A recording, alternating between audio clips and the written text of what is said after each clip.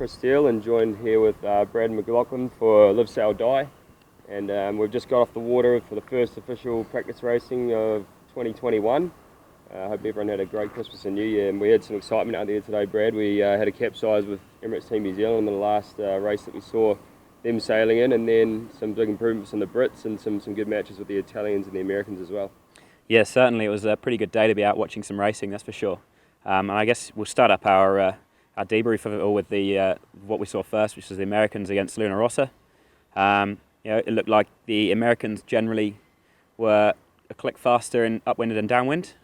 I think that their pre-starts looked like they struggled a bit in the actual starts, but still managed to find where they wanted to be on the line. They kind of ended up hooking up on the right of them and being able to protect to the boundary and lead the tack away.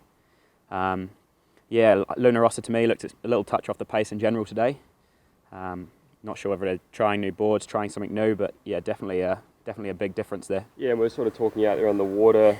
They've again got the running backstays back on, so a bit of a difference from where they were sailing at the Christmas Cup, where they didn't have the running backstays on. So maybe that's something that they're going to be playing around with as the wind range changes, or maybe they're committing to putting them back on permanently now. But definitely having those back on, set up the mains a little bit differently. Obviously that'll impact how the entry of the jibs and everything sort of look as well. So definitely a big point of difference there. And then with the Americans, probably the main point of difference that I saw today for them was back with that old sort of mainsail on that's a lot smaller, their heavy air sail, which has these very severe sort of batten ends sticking out the back of the sail. And I think, overall the sail itself is a lot smaller in area, but they have these big pockets sticking out the back to try and make up for that area. Obviously there's a minimum sail measurement for the overall area, so that looked quick today. But yeah, we saw when they got dealt to in some of the starts, it definitely seemed for them a bit of trouble getting back up on the foil. Yeah, definitely struggled in the boat handling side of today. So whether or not they've got issues there with foils or whatever it is, but definitely probably one of the biggest takeaways of today was that they were really struggling in the pre-starts. Yeah, and then we talked a little bit about their skeg as well, so that sort of piece that runs down the centre line of the boat, definitely looks like they've modified that and maybe extended a little bit further aft in the boat, maybe even a little bit deeper as well. But the whole sort of overall shape of that hull looks quite different now. With that sort of sloop at the back, the big step up, it's a lot more sort of magnified now. So that was another point of difference. And then moving on to, I guess, the excitement for the afternoon was seeing the Brits and the Kiwis. We saw them line up a little bit out there. Yeah, it looks to me as though the Brits and the Kiwis probably did the most sailing out there today. They were doing a lot of laps while the Americans and the Italians were doing some pre-start practice.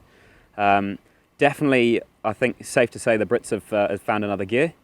I think Team New Zealand's still a touch faster in the straight, but not by as much as it was before. And I think the Brits are probably one of the strong teams right now. Yeah, it certainly looked like in those conditions they obviously going a lot better. The straight line boat speed seemed to be a lot more competitive. They were able to, they're very, very aggressive in some of those pre-starts against the Kiwis, and both starts sort of led off the line by quite a good margin with pre-start penalties as well. So I think Ben and them were obviously being aggressive, but they were in a position where they got off the line and then they obviously had enough pace to sort of stay in front or to be competitive for that first sort of leg, and that set us up for a pretty exciting downwind.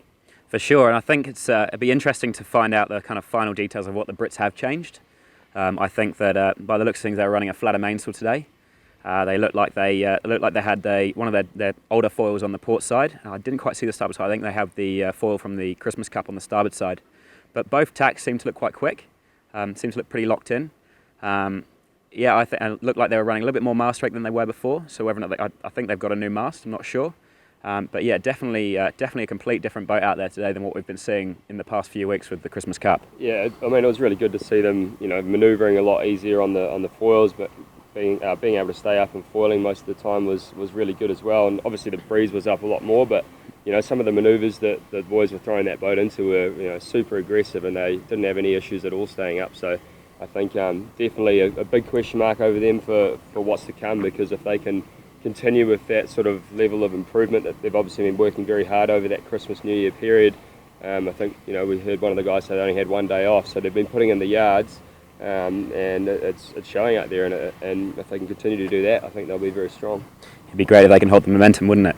Yeah, And then yeah, we'll talk a little bit about the capsize with the Kiwis. You know, they were having a very tight race there with the Brits, and they went around the top gate. They actually split gates with the Brits, and they were coming downwind. There was maybe one cross. Kiwis came across in front on starboard.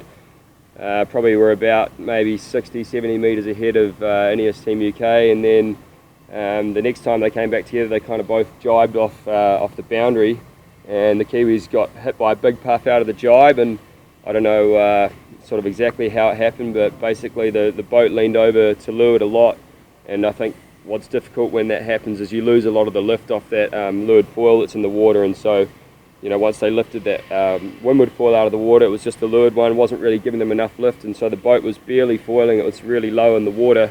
The issue there is when you start easing sails, again you start getting more lift and the whole platform starts getting very unstable, and not sure if it was just the timing of when maybe Burling was crossing from one side to the other, or if they just never got quite under control, but yeah, the boat had a lot of heel, didn't fly very high, and then all of a sudden it really jumped out of the water and they nosedived pretty hard and stuffed it, and it was pretty impressive to see how quickly it went over, but then also how quickly it got it back up. And we haven't had any official word, but it seemed like everyone was okay and no issues, and they I'm not sure if they broke anything, but yeah, it all happened pretty quickly.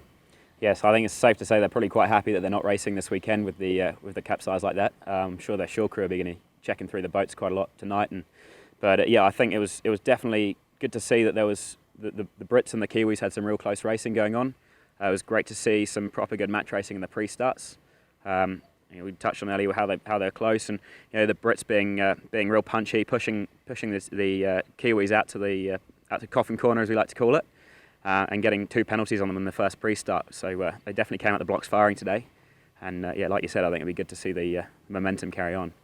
Absolutely. Well, hopefully all the viewers get a good chance to check out the footage from out there in the racing today, especially the capsize. It was pretty exciting to watch, and I think if it's anything to show of what's to come, then I think everyone's going to be well entertained for what's next to follow. So on behalf of Bradley and I and the rest of Live Sail Die, big thank you to all of our sponsors and supporters. Once again, if you can jump online and go and give them a follow, click on their headlines and give them support. They support us, and it's what brings it all to you.